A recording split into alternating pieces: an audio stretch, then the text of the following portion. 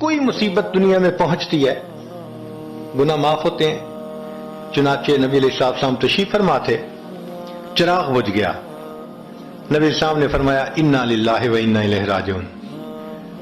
ام المومنین عائشہ صدیقہ رضی اللہ عنہا نے پوچھا اے اللہ کے حبیب صلی اللہ علیہ وسلم, یہ تو پڑھتے ہیں جب کوئی آدمی فوت ہو جاتا ہے. فرمایا عائشہ, مومن کو جو بھی دنیا میں تکلیف غم پہنچتا ہے اگر وہ اس کے اوپر انا للہ پڑھ لے اس کو ثواب ملتا ہے. تو سوچنے کی بات ہے, چراغ کے بجھنے پر اگر ثواب ملتا ہے تو کسی عزیز کی زندگی کا چراغ بجھ گیا اس پر کتنا ثواب ملے گا. اس لیے تکلیف آئے تو پریشان ہونے کی بات نہیں ہوتی, صبر کرنے کی بات ہوتی ہے. انسان بے صبری کے ذریعے خواہ اس تکلیف پر ملنے والے ثواب سے اپنے آپ کو محروم کر دیتا ہے.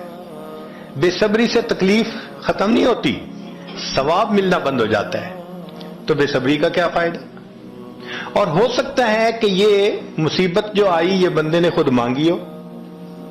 یہ بھی عجیب بات ہے. آپ کہیں گے جی کوئی بندہ مصیبت تو نہیں مانگتا. ہاں ہو سکتا ہے مانگی ہو. کیسے کہ دعا مانگی, اللہ مجھے قیامت کے دن میرے محبوب صلی اللہ علیہ وسلم کے ہاتھوں حوض کوثر کا جام عطا کر دینا. اللہ نے دعا قبول کر لی. عمل تو ہے نہیں کہ یہ نعمت نصیب ہو, تو اب کیسے ملے گا؟ اللہ تعالی بیماری, مصیبت, پریشانی کچھ اس کے اوپر بھیج دیتے ہیں. اگر یہ بندہ اس پر صبر کر لیتا ہے اس کو بہانہ بنا کر اللہ اس کو وہ نعمت عطا فرما دیتے ہیں. چنانچہ ایک بزرگ تھے, 70s میں تھے, بیوی بھی اسی طرح بہت نیک تھی. بیوی نے کہا کہ میرا بڑا دل چاہتا ہے کہ نبی علیہ الصلوۃ والسلام کا دیدار نصیب ہو. میں بڑا درود شریف پڑھتی ہوں, نفل پڑھتی ہوں, مگر مجھے واضح زیارت نہیں ہوئی. آپ کو کوئی عمل آتا ہو تو بتا دیں. انہوں نے کہا عمل آتا ہے, کرو گی؟ کہا بالکل کروں گی. کہنے لگے اچھا جمعہ کا دن آ رہا ہے, خوب نہا دھو کے وہ جو دلہن والے کپڑے تھے نا تمہارے, کناری والے گوٹے, وہ پہننا اور میک اپ کرنا, خوشبو لگانا, اور میں بس جمعہ پڑھ کے آؤں گا تو پھر ٹھیک ہے. اس نے کہا بہت اچھا. وہ اللہ کی بندی نہائی دھوئی, دلہن کی طرح خوب تیار ہوئی, کپڑے دلہن والے پہنے. ان بزرگوں نے جمعہ کی نماز پڑھی تو ساتھ بھائی کا گھر تھا اس کی, یعنی ان کی بیوی کا. تو بیوی کے بھائی کے گھر چلے گئے.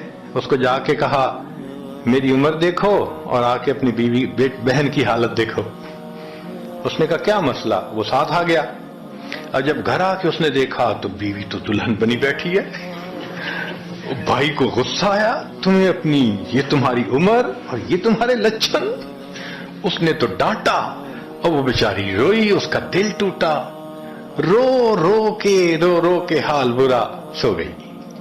اللہ کی شان کہ اس نیند میں اس کو نبی علیہ السلام کی زیارت نصیب ہو گئی. اب وہ اٹھی تو وہ خوش بھی ہے اور پریشان بھی ہے. خوش اس بات پہ کہ زیارت ہو گئی, اور پریشان اس بات پہ کہ میاں نے کیا کیا, خود کہا دلہن بنو اور خود بھائی سے مجھے ڈانٹ پڑوا دی. تو پھر اس نے پوچھا کہ آپ نے ایسا کیوں کیا؟ انہوں نے کہا دیکھو میں تمہاری زندگی کو قریب سے جانتا ہوں, میں نے تمہیں اتنا پیار محبت سے رکھا ہے کہ تمہیں زندگی کے کوئی تکلیف نہیں پہنچنے دی. میں نے, تم نے عبادت کی انتہا کی ہے, مگر کچھ نعمتیں ہوتی ہیں جو دل ٹوٹنے پہ ملتی ہیں.